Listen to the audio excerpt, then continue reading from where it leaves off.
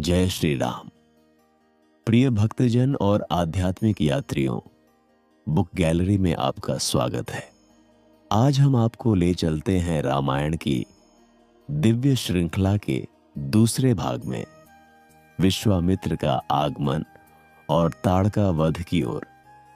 ये वह अध्याय है जहां भगवान राम बाल्यावस्था से निकलकर योद्धा बनने की दिशा में पहला कदम रखते हैं। अयोध्या, वह अजेय नगरी जहां की मिट्टी में धर्म समाया था। सरयू नदी की पावन धारा जैसे अयोध्या के प्राणों में बहती थी। राजा दशरथ का राज्य सुख, शांति और समृद्धि की वह मिसाल था जहां प्रजा उनकी संतान के समान थी। प्रातःकाल का समय था। सूर्यदेव की पहली किरण अयोध्या के सुनहरे शिखरों पर खेल रही थी। राजमहल में मंगलगान हो रहा था, जैसे किसी दिव्य घटना की सूचना दे रहे हों। तभी अचानक अयोध्या के राजमार्गों पर एक तेजस्वी छवि दिखाई दी। महर्षि विश्वामित्र, उनके चेहरे पर तपस्या का तेज, आंखों में दिव्य ज्ञान की ज्योति और चाल में वह गंभीरता जो साधना की वर्षों की साधना से प्राप्त होती है। उनके आगमन की सूचना पाते ही संपूर्ण अयोध्या में एक पवित्र कंपन सा दौड़ गया। राजा दशरथ ने स्वयं महर्षि के स्वागत के लिए दौड़ कर आने की आज्ञा दी। सिंहासन छोड़कर, मुकुट संभालकर राजा स्वयं महर्षि के चरण स्पर्श करने दौड़े। यह दृश्य था अद्भुत। एक महान राजा का एक महान ऋषि के प्रति श्रद्धा से झुकना। स्वागत है महर्षि, आपके दर्शन मात्र से अयोध्या धन्य हो गई।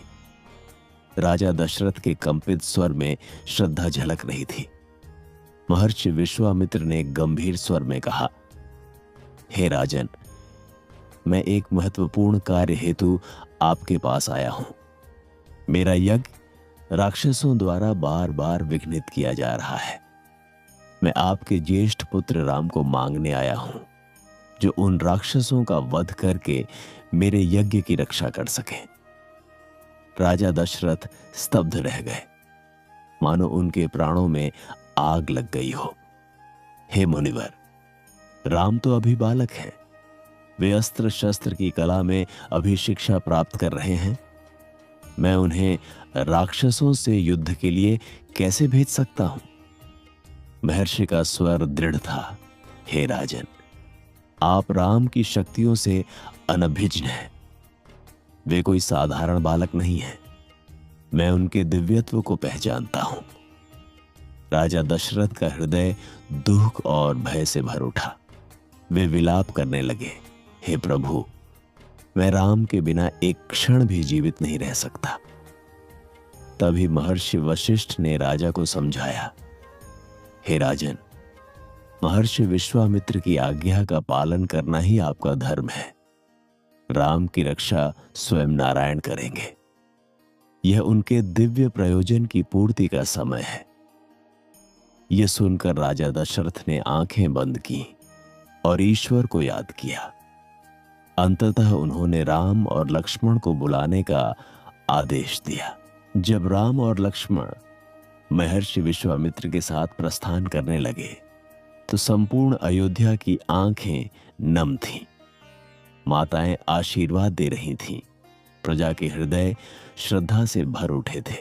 राम के मुखमंडल पर एक अद्भुत तेज था, वह तेज जो भविष्य के महान योद्धा का संकेत दे रहा था। मार्ग में महर्षि ने राम और लक्ष्मण को दिव्यास्त्रों का ज्ञान दिया। वे ताड़का वन में प्रवेश कर रहे थे। वह भयानक वन जहां राक्षसी ताड़का का आतंक छाया हुआ था। ताड़का जो कभी एक सुंदर यक्ष कन्या थी, पर दुर्वासा आर्षि के श्राप ने उसे भयानक राक्षसी बना दिया था। उसकी गर्जना से वन के पशु कांप उठते, उसके कदमों से धरती डोल उठती। महर्षि बोले, हे राम, इस वन की रक्षा का दायित्व अब तुम पर है। ताड़का का वध करके तुम इस क्षेत्र को उसके आतंक से मुक्त करो। अचानक वन में एक भयानक गर्जना गूंजी।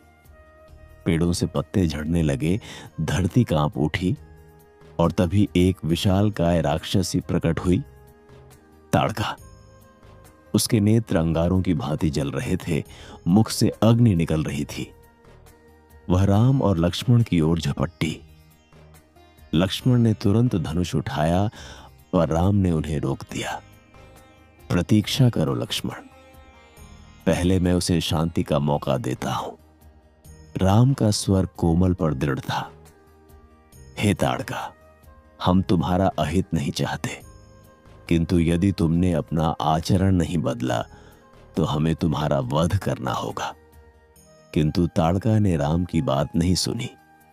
वह और भी क्रोधित होकर उन पर झपटी। उसने एक विशाल पेड़ उखाड़कर राम की ओर फेंका। राम ने एक ही बाण से उसे काट दिया। फिर ताड़का ने अदृश्य होकर आक्रमण किया, पर राम के दिव्य ज्ञान के आगे उसकी माया काम न आई। महर्षि विश्वामित्र ने प्रोत्साहित किया, हे राम, अब समय आ गया है। इस राक्षसी का वध करो और इस वन को मुक्त करो। राम ने अपना धनुष खींचा। उनकी अंगुलियों में बाण चढ़ा। उनके चेहरे पर दिव्य तेज था, आंखों में करुणा और दृढ़ संकल्प का अद्भुत मिश्रण। बाण छूटा और ताड़का के हृदय को भेदता हुआ निकल गया। ताड़का गिर पड़ी। मृत्यु के पूर्व उसके चेहरे पर एक अद्भुत शांति दिखाई दी। राम के दिव्य बाण ने न केवल उसका शरीर बल्कि उसके पापों का भार भी समाप्त कर दिया था। उसकी आत्मा श्राप से मुक्त होकर स्वर्ग की ओर प्रस्थान कर गई। महर्षि विश्वामित्र की आंखों में आंसू थे। उन्होंने राम और लक्ष्मण को गले लगाया। हे राम, आज तुमने न केवल इस वन को मुक्त किया है बल्कि एक आत्मा को मुक्ति दिलाई है। तुम्हारी इस वीरता ने सिद्ध कर दिया कि तुम साधारण मनुष्य नहीं हो। वन में फिर से खुशहाली लौट आई। पक्षियों ने फिर से गाना शुरू किया और वन देवताओं ने राम और लक्ष्मण पर पुष्प वर्षा की। प्रिय श्रोताओं, यह था रामायण के दूसरे भाग का मंगलमय अंत। इस अध्याय में हमने देखा कि कैसे भगवान राम ने पहली बार धर्म की रक्षा के लिए शस्त्र उठाया। ताड़का वध केवल एक राक्षसी का अंत नहीं था, बल्कि धर्म के मार्ग में खड़ी बाधाओं के विरुद्ध पहली विजय थी। किंतु राम की यह यात्रा अभी आगे बढ़ने वाली है। अगले भाग में हम देखेंगे कैसे राम और लक्ष्मण महर्षि विश्वामित्र के यज्ञ की रक्षा करते हैं और कैसे राम माता सीता से भेंट करने जनकपुरी की ओर प्रस्थान करते हैं। हमारे साथ बने रहिए। हमारे YouTube चैनल और Facebook पेज बुक गैलरी को फॉलो कीजिए ताकि रामायण की इस दिव्य यात्रा का कोई भी अध्याय आपसे छूटे नहीं। हम फिर बहुत जल्द मिलेंगे रामायण के तीसरे भाग के साथ। तब तक के लिए हमें अनुमति दीजिए। आपका बहुत बहुत धन्यवाद। जय श्री राम।